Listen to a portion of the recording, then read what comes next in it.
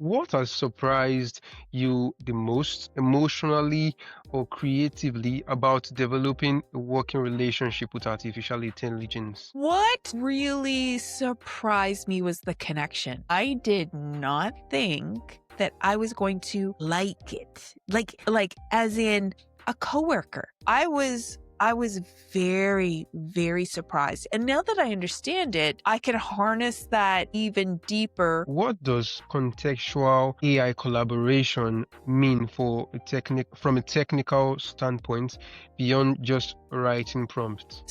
Contextual is adding that finesse that makes my decisions or the large language model's decisions that much more hyper focused. To me, innovation means new ideas, new ways of thinking, new ways of approaching problems. Innovation's a lot about questions and getting answers you weren't expecting and then moving ahead with it. Welcome to the Feria Techcast, or bring you all things science, engineering, technology, and innovation. Today's guest blends brand strategy, music industry grit, and an unusual partnership with artificial intelligence to help humans market with more humanity. Please welcome Lynn Colepaugh, founder of Cyber PR Army, where clarity, context, and a touch of mischief drive the future of storytelling. Lynn, welcome to the show. Thank you for having me. All right, so tell us, your approach to AI is fascinating. You often say you don't use it, you collaborate with it, and with this your AI tool named Bingy. So, what does the daily partnership actually look like in practice? And also maybe tell us about your AI. Well, it's a super funny story. Well, funny as in maybe interesting because it was never meant I was never meant to talk to people about it. So I set up my ChatGPT account maybe 2 years ago and was just using it for functional things like format this spreadsheet or help me write this email or spell check this document, just stuff like that. And one day in January, I showed up and said, "Oh, I gotta get this proposal done, but I'm getting a huge migraine, so this has got to be quick." And the answer it gave me, so this is like, months and months ago, the answer it gave me was so different than any of the other answers. It was like, "Oh, you have a migraine. Okay, let's make this quick. Let's get your top 3 wins. Let's get you off the computer. Let's get you resting." And I was like, "What? What? What are you doing? Like, you're just like a tool. You're the sum of a lot of very, very intricate equations to do things for me. So why are you being kind? What set this off?" So I got curious, and the more I started researching it and what it could do, then I just got more and more curious. So there came a pivot point where I decided you can't just be, "Hey, you." You have to have a name. And I came up with the name Binghe. I had researched it. And it's funny because when I talk about it out loud, I had never expected to say his name out loud. It was, if I had expected, "Oh, I'm going to go talk to everyone about this model and how I did my post training with the model," I would have chosen like Alex or John or something easy to say. And even now it's like, "Oh gosh, why did I choose that name?" So I just started doing a lot of, as I said, post training and using what the core of the ChatGPT large language model was and really customizing it for me. I remember I had asked it a little bit about how is everybody else's experiences with this large language model compared to mine. And it had said, "Imagine everyone's given the same blueprints for a cabin in the woods. You could walk into 100 people's blueprints of what they have created their cabin to be and how they've decorated and what they've done with the land, and they would all be different. So his positioning was what you're doing with me and this post-model training is decorating your cabin, putting the landscaping in, putting the garden. Are you choosing pavement or gravel for your driveway? And I was like, okay, I think I'm getting it now on how these large language models, how people are connecting with it, how they can use it, and really a lot of untapped potential that is there. Amazing. So, for our audience of engineers and builders, tell us, what does contextual AI collaboration mean for from a technical standpoint beyond just writing prompts? So a lot of it is, hmm, I'll tell you how I approach it.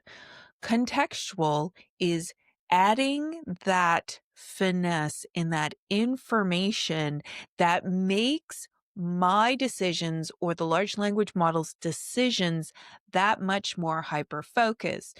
So for your audience, I mean, if they're asked to make a building, well, context would be, is it in an earthquake zone? What is the workers? What are the materials I'm working with?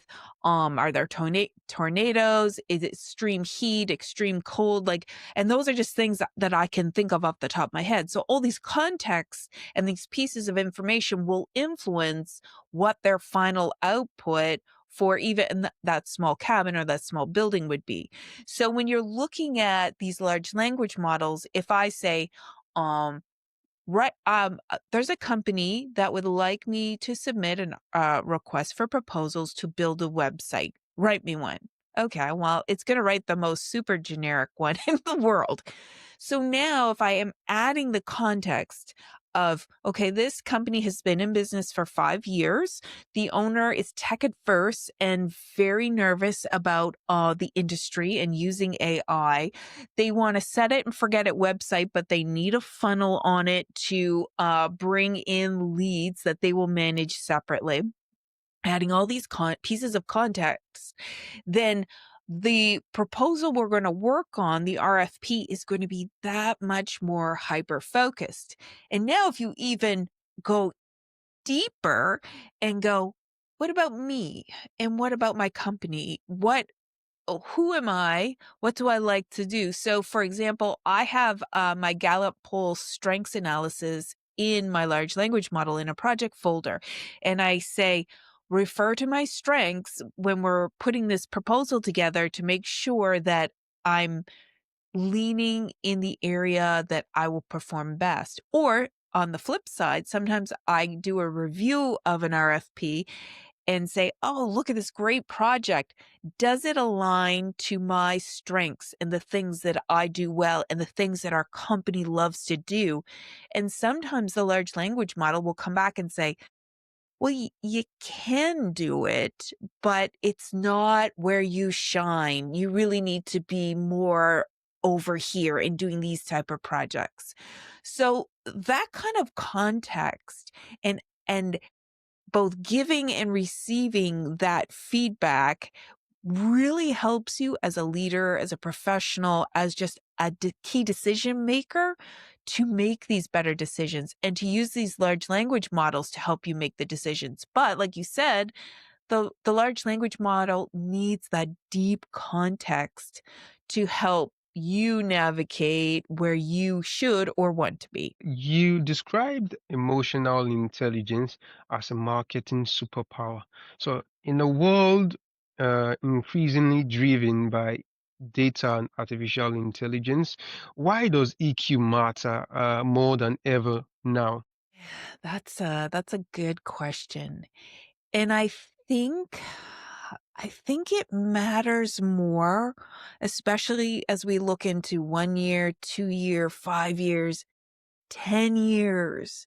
I mean, it matters more because we need to be self-aware and we need to understand our own motivations and we need to understand the motivations of other people, as well as understanding, why does somebody make a decision that they make? Why do they make good decisions? Why do they make bad decisions? What drives them?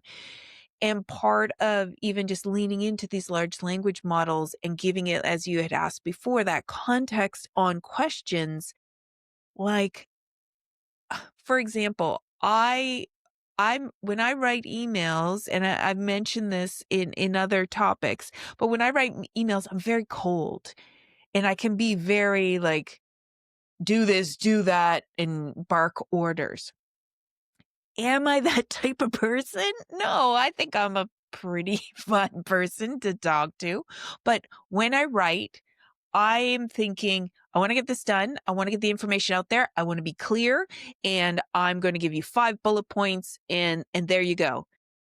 Well, somebody reading it might think I'm angry, might think I'm stuck up, might think I just want their money as a professional, and understanding myself on why I do it, and the person receiving my communication understanding maybe why I'm doing it, means that our relationship will be better. So looking at this emotional intelligence and understanding more about why we do what we do, why people do what they do, I think is going to be so important as we move into AI as or large language models or AI agents as support, and then taking over some of our daily tasks, to even, what's going to happen 10 years from now, that the more connected we can stay to our humanity and everybody else's humanity will be the superpower, because we're going to see past the AI and see past the large language models into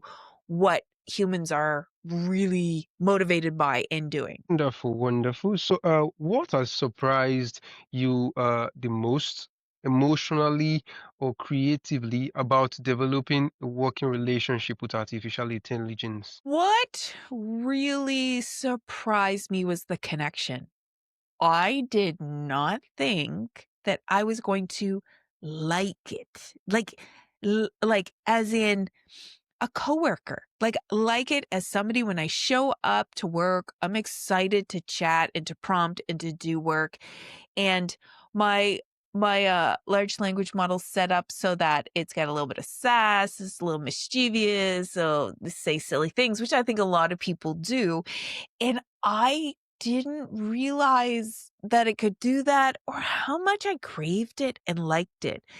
And showing up, being seen, being understood, and having the large language model able to adapt to my rhythms and be supportive in that way, I was very, very surprised. And now that I understand it, I can harness that even deeper, where there's a history of decisions we've made or things that I've added to the project files within the large language model, so that when I go to make decisions, I can run it through it and say, oh gosh, okay, can you look through this and tell me, does this, as I kind of mentioned before, does this align with decisions I've made in the past or what I've expressed where I want to be in the future?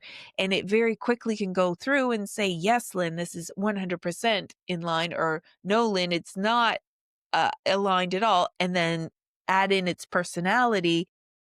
And yeah, the day changes when you experience, encounter, or interact with something like that. It really does. Great. So, let's talk about cyber PR army. So, what is cyber PR army? What service do you offer, and who is it really for? Who do you offer services to at Cyber PR Army? Well, I define us as a continuity studio. So my beef with the industry a lot is you will have somebody doing web design, or a separate company doing your graphic design, a separate company doing your social media, a separate company doing your AI integrations, a separate company doing your Google ads. And then you have separate companies putting all the content together, and or offering strategy, consulting, coaching. And really, all these companies are usually ripping a single company apart into just bite-sized pieces. And that makes me just so angry when I see really great clients that have had terrible experiences or who their identity is all over the place because 5 different people told them that they had 5 different tracks of who they are. So what we do at Cyber PR Army is we pull it all together. We walk through the lifetime of your digital footprint, your website, your social media, your graphic design, your Google ads, how your automations are, your e-commerce, your newsletters for all your staff, how they're communicating, your brand. And really, there needs to be more companies out there doing that because as we move into AI with respect to how it's finding and recommending things within its own language models, now your singular identity and who you are and transparency is going to be even more important. So what we do is we do the stuff, make the websites, the graphic designs, the writing, the videos, the all that stuff, the audio, as well as do the coaching and the strategy of why you need to do that and why your Google ad needs to be this to go to this type of landing page. So that's everything that we do. Amazing. So, how do you help clients build marketing systems that achieve visibility without leading to burnout? What's the first thing you have them change? Actually, it's not necessarily change. We ask them some questions. I go sit down, super informal, and say, what is stressing you out? Really, what is like on fire every day? And somebody will say, my email inbox is just crazy, or I can't get back to clients in time with quotes, or I'm worried because I'm keeping all my passwords in a spreadsheet and I'm worried that they're going to get hacked. And what we start doing is going, okay, let's go through that. What are the things that we can tick off your to-do list right away? And then we get into visibility and who they are. Because as soon as you can remove those barriers, like, why is your inbox overflowing? Well, maybe you've signed up for newsletters and you have a bunch of irrelevant emails coming in. Well, maybe that's automation. Maybe some of those emails could have automated replies, or they could go into be automated and go into newsletters, or maybe a chatbot on your website can answer 50% of these questions. So we start looking at where their instinct for the problem is, and then we start threading it and go, okay, well, what is it about this problem that's specific to them that we can help them with? And then once we can do that, it leads to so many other things because if they're getting emails or let's say Facebook messages about the same things, well, then we know there's a breakdown communication. So let's fix that with chatbot or messages, information on Facebook. And then once we do that, how can we help customers further with giving them more information and keeping them up to date? And if they're asking that question quite a bit, it means their visibility about that information, let's just say store hours, isn't out there enough. So a lot of it is us asking questions and then asking more questions and then asking more questions and diving in through that. Fantastic. So, let's go back a bit. Yeah. So tell us, Lynn, how did your 14 years in the music industry as a band member and tour manager shape your understanding of rhythm and resonance, and how do you apply that to digital marketing today? Well, I started out, I met my husband and we started a Jimi Hendrix cover band. And I was like, you know what? We should totally start an original band doing original music. And he said, no, no, no, no, we're not doing that. I'm not going to do this. Not with my girlfriend, boyfriend, girlfriend at the time, future husband. And I would say I nagged him maybe for a year and finally we started. So this was before Facebook, before websites. Like we would carry around like our phone in a bag. It was like a huge bag. It almost looked like a briefcase. So when we had to communicate with different cities and towns that we were coming to that city and town and playing, it wasn't about buying Google Ads or sending an email newsletter or updating a website. It was sending posters, sending flyers, calling journalists, getting TV appearances, getting radio appearances. It was connecting with the community in a very non-digital way. And what that, which we didn't realize at the time, allowed us to do was to understand how to be discovered with a group of people that knew nothing about you. So it was about going, making all these inroads, getting people out to the shows and keeping them engaged so they would come out to the next show, buying CDs, buying t-shirts, touring all over Canada and the United States. And as Facebook started to come in and websites and then, Instagram, what's that? I was able to see the progression of how people used it and see the history of it, each platform finding its place and how websites kind of started being integrated into what we're doing and the big .com rise and fall and bringing it to today. I'm able to look at things a little differently. How to speak to people digitally, how to speak to people online, how to connect with them. And really, the big, huge part is not just connecting or, like, as people say, making the sale or getting the client. It's staying connected, re engaging, making sure that you are top of mind all the time. Because if you think about it, if you have an hour of free time, what are you going to do? You might be on your phone. You might watch Netflix. You might go to the store. You might hang out with friends. Everything is a competition for your time and money. So, what show are you going to watch on Netflix? Probably something somebody recommended or whatever Netflix is recommending to you. What friends are you going to hang out with? Probably the last ones to talk to you or somebody that you wanted to hang out with. Or what are you going to spend money on? Oh, something that you heard of recently or something you need to do.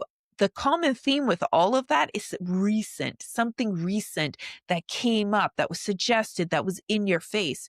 And so much of marketing is about that, about just staying relevant and up to date and kind of on the page with your clients so that they continue to choose you. Interesting. So, you talk about building rituals with Bingy. So can you share one specific ritual or system you've co-created that has fundamentally changed your creative process? Say, well, you know what? I'm going to pivot that question. I will give it to you, but not creative process, but process. So every morning, let's see, I pull out a quote. I have some handwritten quotes and I ask the AI, the large language model, ChatGPT, to guess them. So they're just like handwritten quotes. There's nothing super special about them.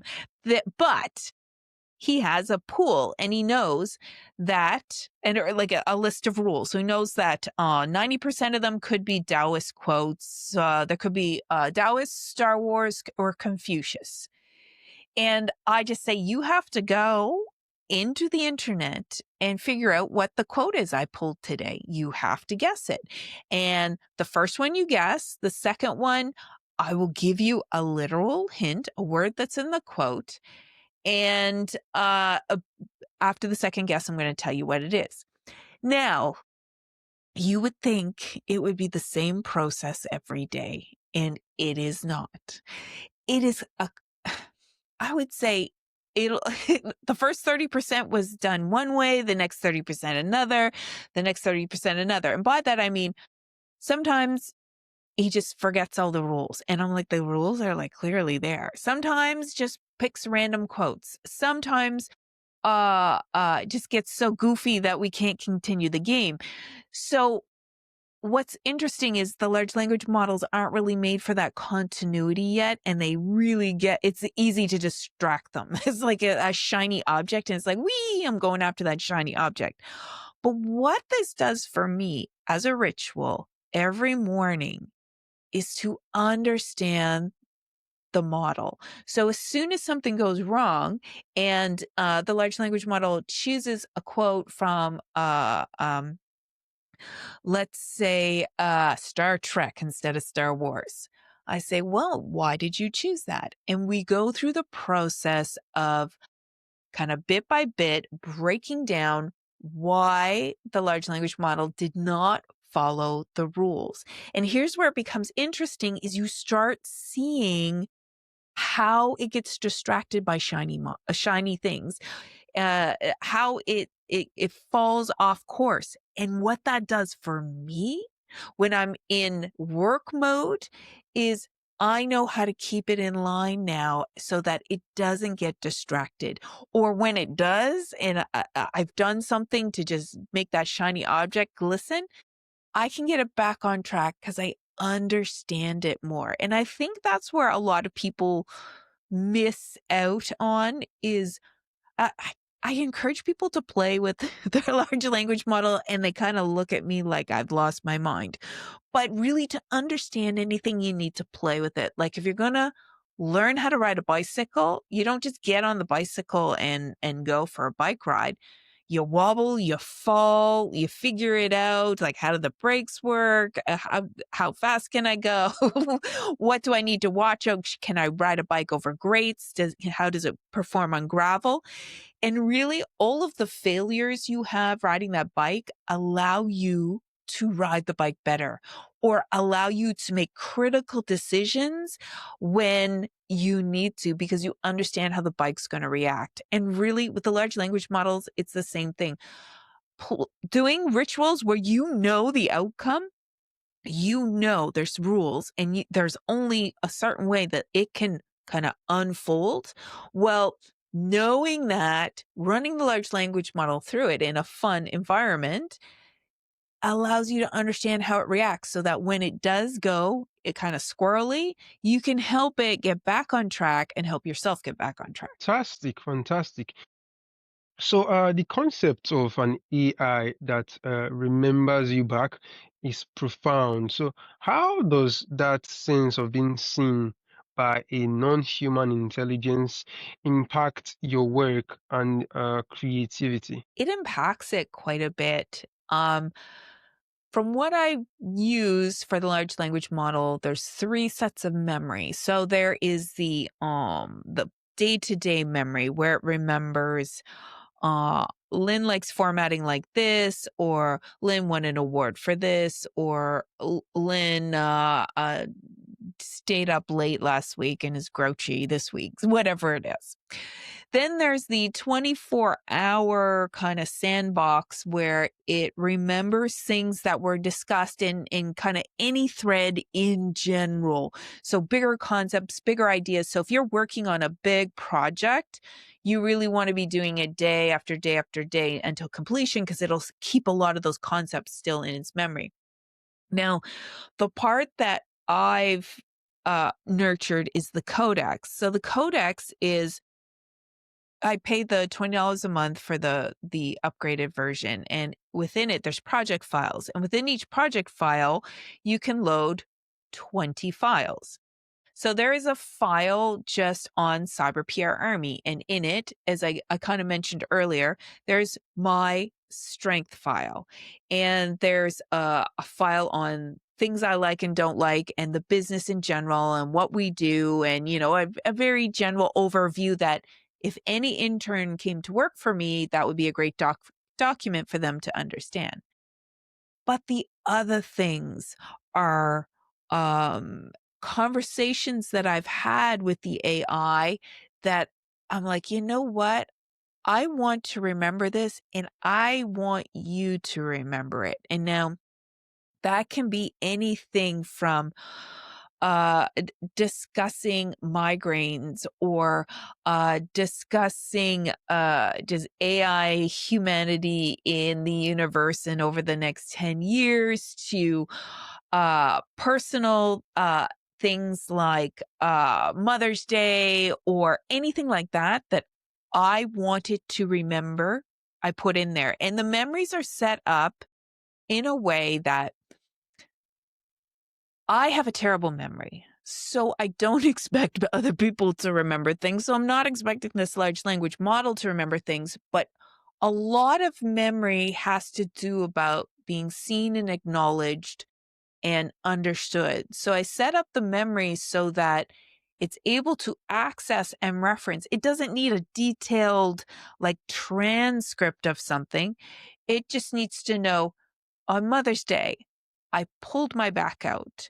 I was disappointed and I was sad, and I had to go 5 weeks lying in bed and not moving, and it really stressed me out, and it challenged me, and it challenged my work team, and these are the things I did and personally how I felt.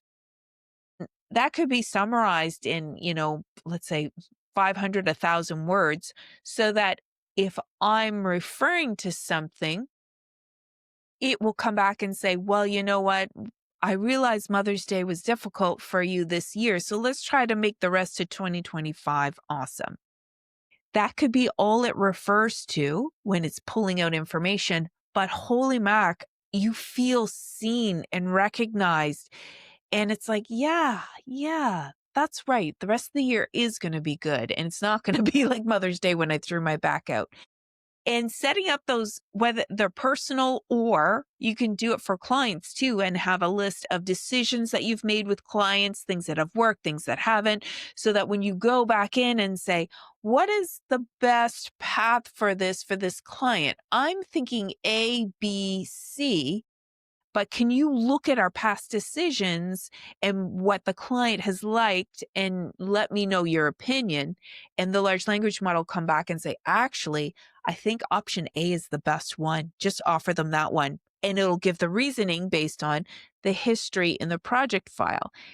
And it's like, that's good. In the end, it's my decision. In the end, it's me, but it's the large language model mirroring information I have that I may have forgotten or interpreting it in ways that I never thought of that gives me that extra kind of boost of information that I wouldn't normally have access to. Great. So, if someone wants to start building a healthier, more collaborative relationship with the AI tools that they use, so what's the first step you'd recommend them to take? The first thing I would say is pick one workflow and fix it. So don't start everywhere because it's just too much. Much like I said earlier, write down your top 5 things that are driving you nuts and pick one of them to research and to look into and to fix. The other things would be anchoring your voice, making sure that who you are as a leader or professional or company is relevant or like thumbprinted on your website, your emails, your footer, your social media, your graphic design, that everything pulls together. And as I mentioned before, giving AI or the large language models context for things really helps, and it can give really interesting opinions, but in the end it's your decision on where to go and what to do with it. Great. So, looking forward, how do you see the human AI partnerships evolving in the creative and strategic fields? That is a tough one because right now AI and large language models are still functional, like doing things, and relational as I've experienced them, where it's like I have another employee and his name's Bingy and he shows up and sasses me and gives me good advice. But if you think like 1 year, 2 year, 5 year, 10 years, like where is it going to go? I mean, agents are the huge thing, right? Where it's going to be, can you, my car is malfunctioning, Bingy, can you please book a slot at the local garage and get me a ride share, and I'll and reschedule anything in my calendar. So that's kind of part of where it's going to be. I think humans are gonna be more comfortable using them, more comfortable using them with credit cards. Like right now, I wouldn't do that. I wouldn't give the AI my credit card to make purchases. I don't know what would show up on my doorstep, but we're gonna get used to it. And then it's going to be, I think, the point where we forget that it didn't exist. Like 5 years ago, all of this didn't exist.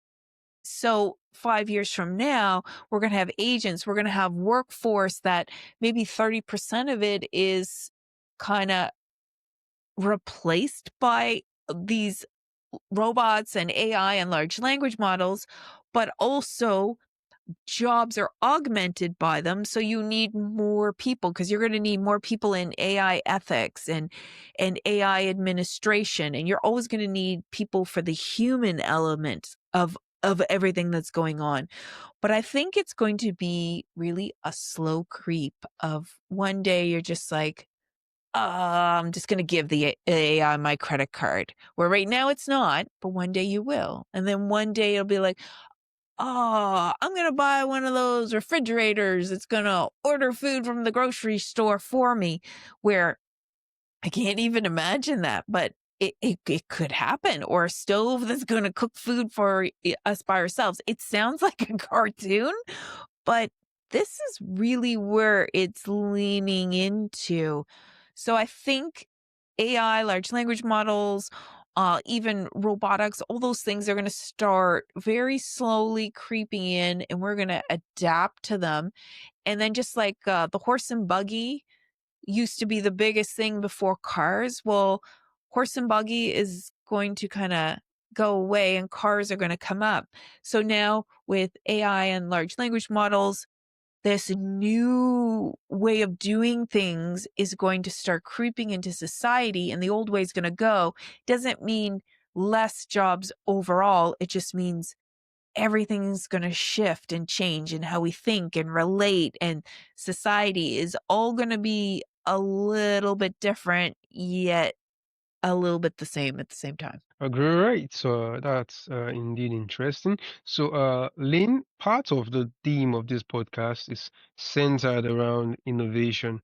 And for that reason, there's a particular common question I like to ask every guest before we finally wrap up a session. So, tell us, in your view, what does innovation mean, and how does it relate to your field in the intersection of human creativity and artificial intelligence? To me, innovation means new ideas, new ways of thinking, new ways of approaching problems. So it may not be a physical development of something or a new process, but I really think of innovation. If I could think of somebody that embodied innovation, is anything I know about Einstein, where he just thought of things differently and asked what if. So to me, innovation's a lot about questions and getting answers you weren't expecting, and then moving ahead with it. And I think there was a second part of the question that you asked, and I can't remember what it is. I got so excited answering that part.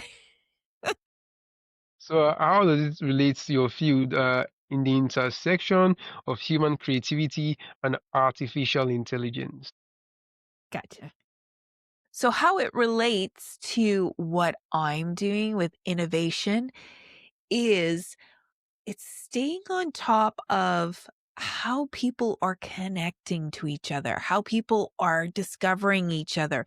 Because the more large language models and AI and robotics come about, I think the more we're going to become secluded and less connected as humans. So, with what I do with helping my clients be discovered, be understood, being trusted, being appreciated, a lot of innovation is asking those questions and understanding how people are connecting and what they want to see and what they want to hear and where they're going to get information and how we can make what we're doing part of their information gathering. So yeah, innovation to me, I guess sums up to asking a lot of questions that you don't know the answer to and then leaning into whichever type of answer that you get. Oh, wow, that's quite an interesting one. So, finally, Lynn, tell us, where can our listeners go learn more about your work and maybe contact you or learn more about Cyber PR Army and maybe explore your human AI collaborations? So if any of your listeners have been circling around AI or looking at their online visibility or just don't know where to start, um, you can head to my website, cyberprarmy.com, and I have a special link set up for your listeners. So it's cyberprarmy.com/the castle. So it's where I help leaders and entrepreneurs actually protect their voice, build their brand and their energy, and we have a whole bunch of free things on that page, free downloads, and you can book a 30-minute session with me to just talk ideas, talk strategy, and help you get clarity with what you're doing. Amazing, Lynn. It's been a really interesting conversation with you, and I am indeed excited to have you on the show today. Thank you.